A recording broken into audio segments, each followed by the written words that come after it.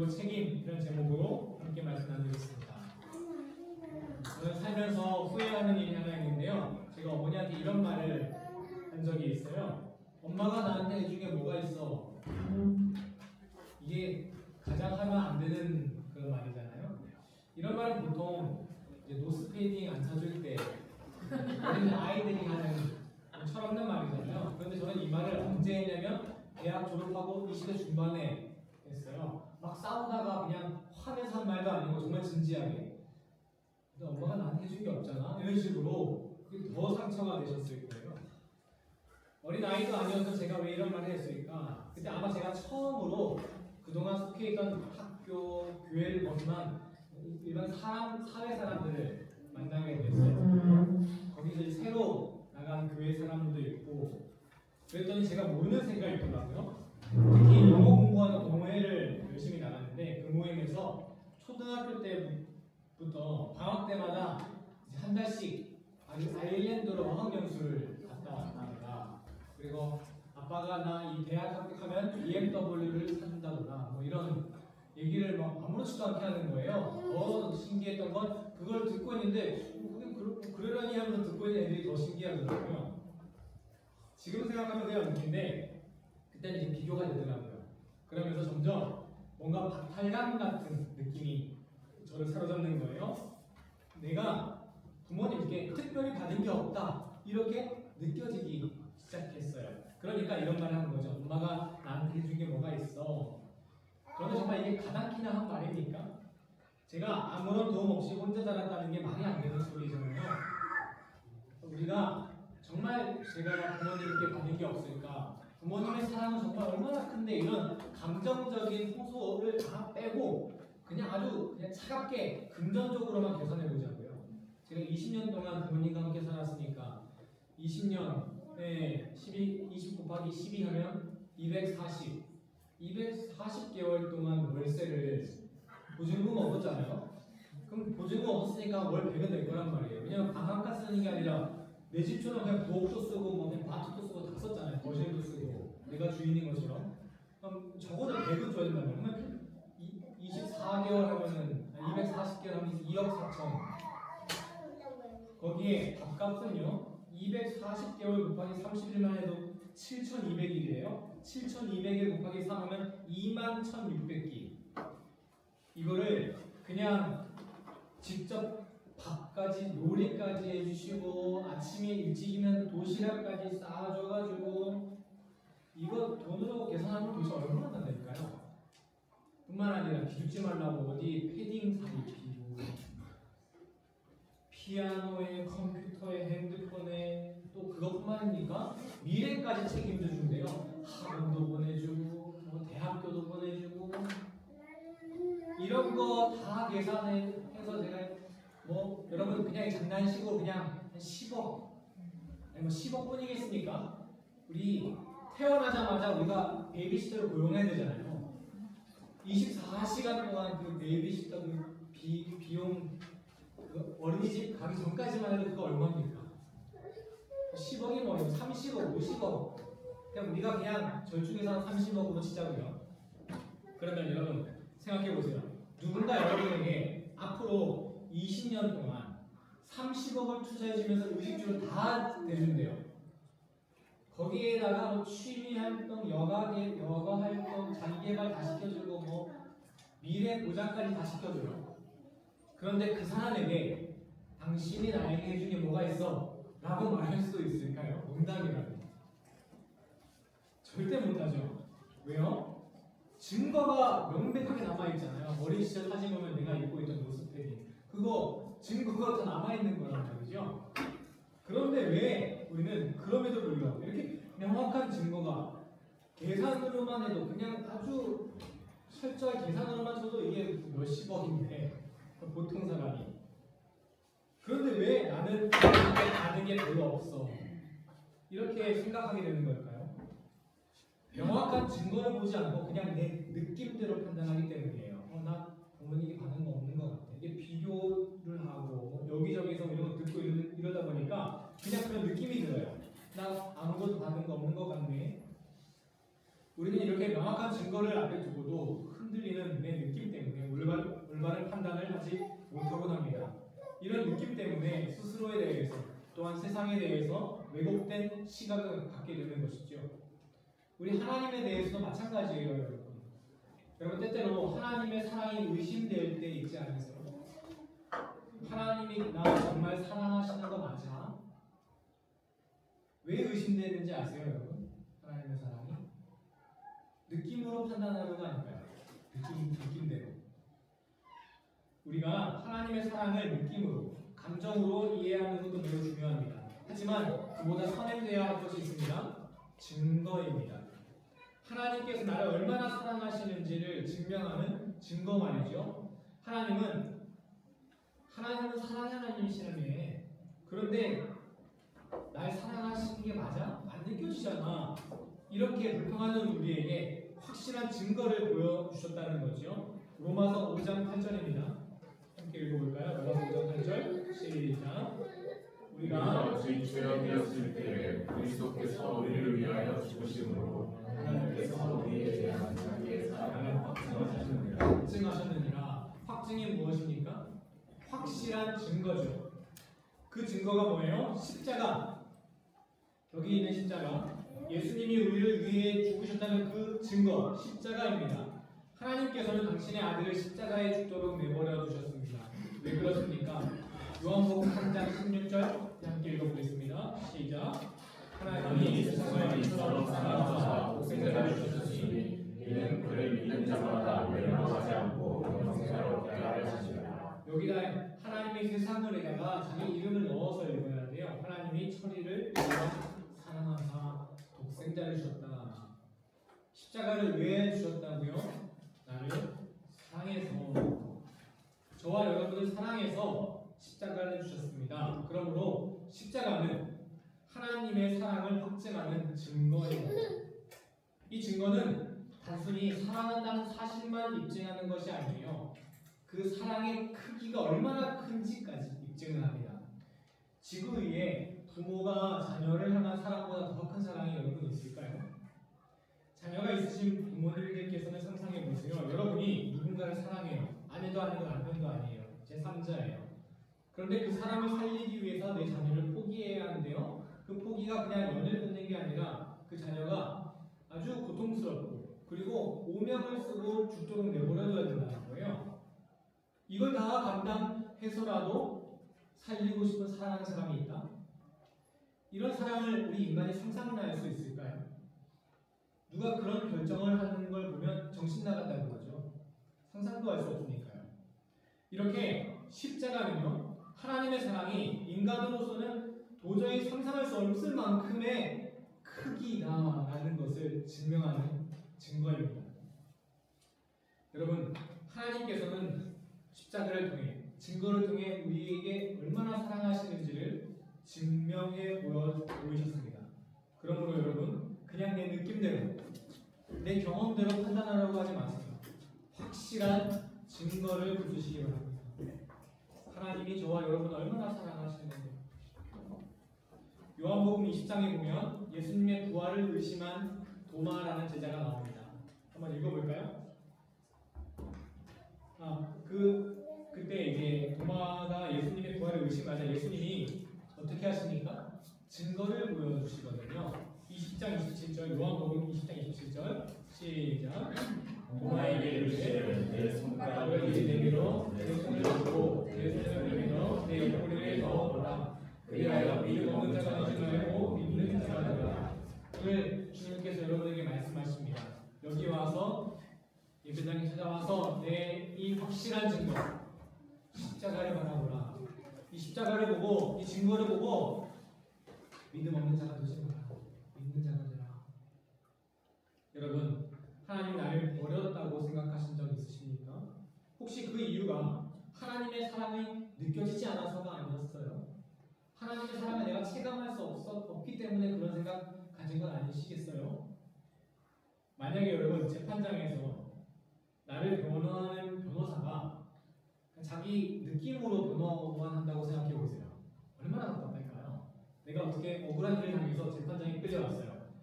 그런데 다행히 내가 범인이 아니라는 증거가, 확실한 증거가 발견된 거예요. 예를 들어 범행 일어났던 그 시간에 내가 해외에서 여행하고 있던 사진이 딱 발견된 거예요.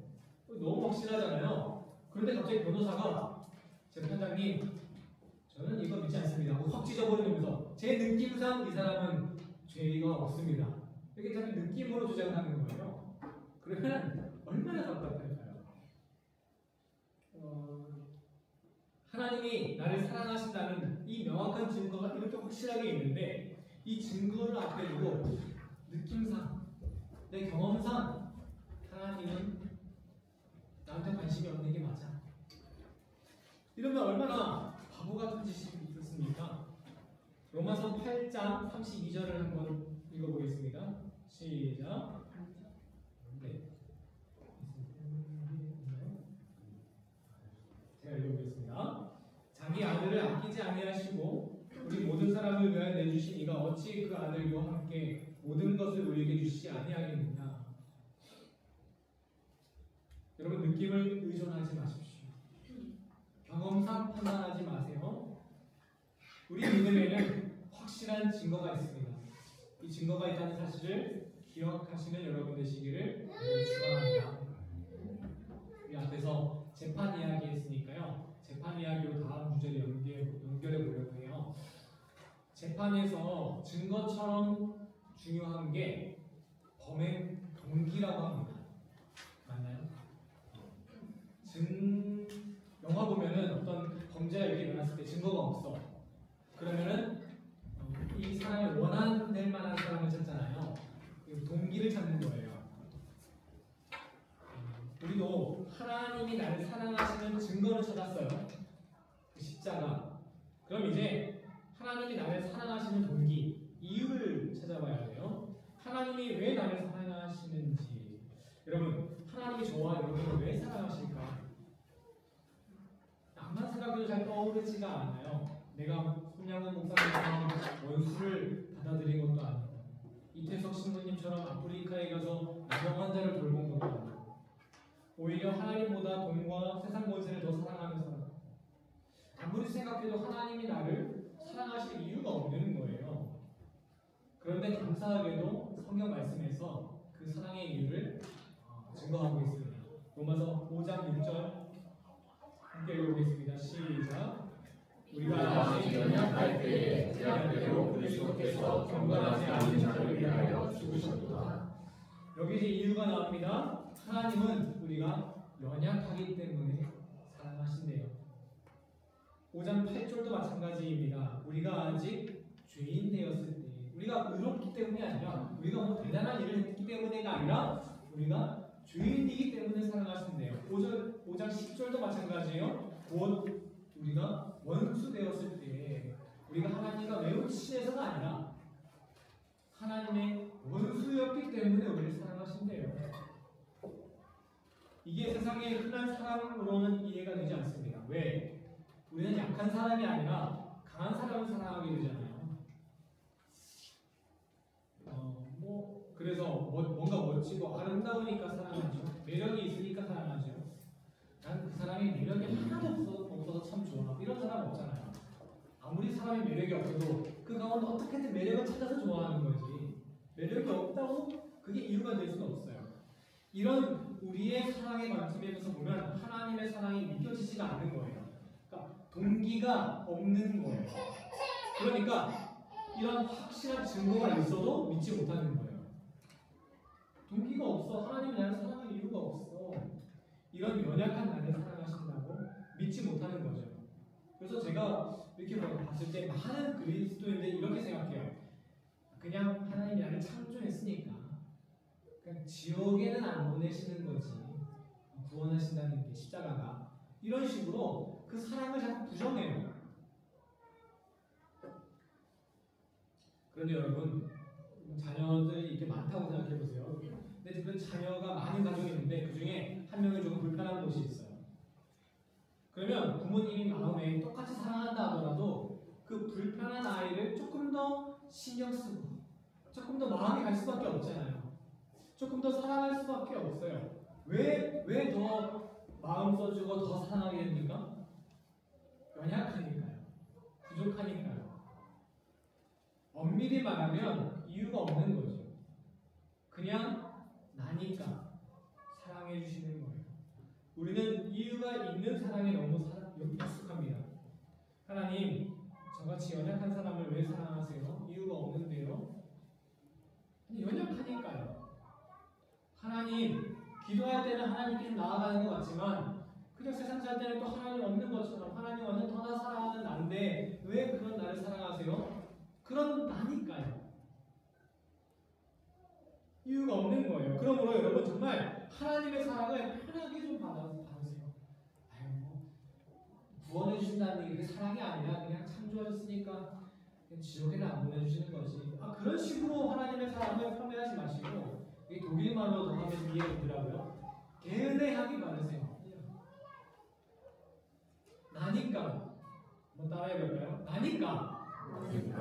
내가 잘나서가 아니라 내가 뭘 대단해서가 아니라 나니까 하나님이 우리를 사랑하십니다. 그러므로 여러분 하나님이 나를 사랑하시는 그 사랑을 권리인 것처럼 받으세요. 권리야. 내가 사랑받는 건 권리야. 우리 어린아이 태호가 사랑받을 권리가 있잖아요. 그렇죠? 그런 것처럼 여러분 하나님의 사랑을 받을 권리가 있습니다. 하지만 이 태도는 당연하게 여기고 그래서 감사할지 모르는 뻔뻔한 태도와는 좀 다릅니다. 권리처럼 받는 게 뻔뻔한 태도와는 다르다는 거예요. 왜? 권리에는 책임이 따르기 때문이에요. 하나님의 사랑이 우리가 권리처럼 주장할 수 있는 것이라면 우리는 그 권리를 받았기 때문에 그 사랑에 대한 책임도 져야 합니다. 그 하나님의 사랑에 대한 책임은 무엇일까요? 오늘 본문 마지막 로마서 5장 11절입니다. 함께 읽어보겠습니다. 시작. 뿐아니라 이제 우리로 화목하게 하신 우리 주 예수 그리스도로 말미암아 하나님 안에서 또한 즐거워하느니라. 아멘. 이것이 바로 우리의 책임입니다. 무엇이요? 하나님 안에서 또한 즐거워하느니라. 우리는 즐겁게 살아야 할 책임이 있습니다. 우리 삶에서 즐거움을 누리는 것이 바로 우리의 책임입니다. 하지만 사람들은 이렇게 말하곤 하죠. 돈이 있어야 즐겁게 살지. 여유가 좀 있어야 즐겁지. 근데 바로 이 지점이에요. 성경 말씀은 이런 외부적인 조건에 휘둘리는 의존적인 삶을 살지 말라는 거예요. 그런 외부적인 조건에 휘둘리지 말고 하나님 안에서 즐거워하라. 세상 것은 나쁜 것이니까 그거 즐기면 안 돼. 교회 안에 있는 건 거룩한 것이니까 이것만 즐겨. 이게 아니에요. 세상에 있는 것 즐거운 것을 즐길 수 있죠. 하지만 그것을 휘둘리지 말라는 거예요. 그거 없다고 해서 즐겁지 말고 하지 말라는 거예요. 돈이나 권세, 삶의 조건들은 있다가도 금방 사라질 수 있지 않겠습니까? 여러분 내일의 건강 우리가 지금 확신할 수 있겠습니까? 이런 조건 때문에 휘둘리는 수동적인 삶이 아닌 주체적인 즐거움, 주체적인 삶을 살아가야 한다는 것입니다. 그래서 성경 말씀은 이렇게 말하는 거죠. 우리 주 예수 그리스도로 말미암아 즐거워하라. 다른 조건 때문에 흔들리지 말고 휘둘리지 말고 하나님 안에서 즐거워하라. 무슨 뜻입니까? 세상 조건에 휘둘리지 않는 삶, 하나님 안에서 나의 삶을 긍정하며 나에게 주어진 이 시간과 상황을 충분히 누릴 수 있는 삶. 우리는 이런 삶을 누려야 하는 책임이 있습니다. 세상 조건에 이리저리 휘둘리는 삶은 의존적인 삶입니다. 그러므로 스스로는 내가 즐거울지 말지 아무것도 결정하지 못하는 노예적인 삶이라고 할 수 있습니다. 그래서 현대인들을 물질의 노예라고 하지 않습니까? 우리는 이런 의존적인 삶에서, 수동적인 삶에서 해방되어야 할 책임이 있습니다. 왜 우리 책임이 있어요? 하나님의 사랑을 받았기 때문에요. 권리엔 책임이 있다는 거잖아요. 하나님의 사랑을 받은 이 귀한 존재들이 노예적인 삶에 머물러 있어서 그렇습니다. 우리에겐 책임이 있습니다. 주체적인 삶을 살아가야 할 책임이 있습니다.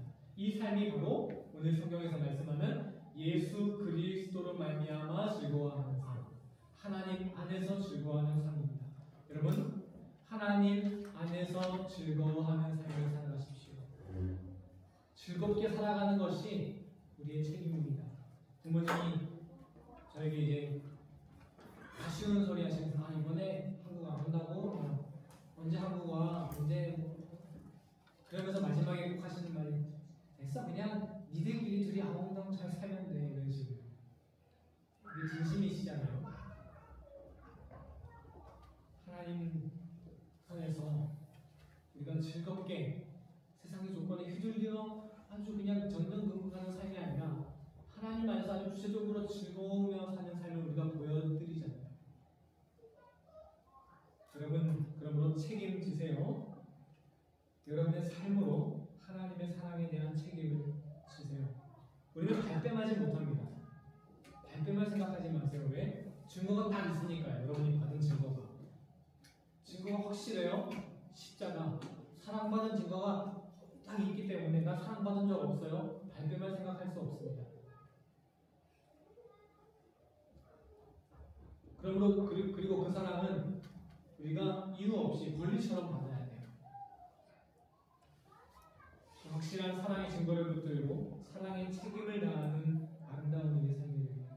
빌립보서 4장 4절 주 안에서 항상 기뻐하라. 우리 함께 읽어주시겠어요? 시작. 주 안에서 항상 기뻐하라. 내가 다시 말한 우리 기뻐하라. 조건 지어진 그런 의존적인 기쁨이 아니라 주체적인 기쁨, 즐거움 넘치는 삶으로 하나님의 사랑에 책임을 다하는 여러분 되시기를 예수님의 이름으로 축원합니다.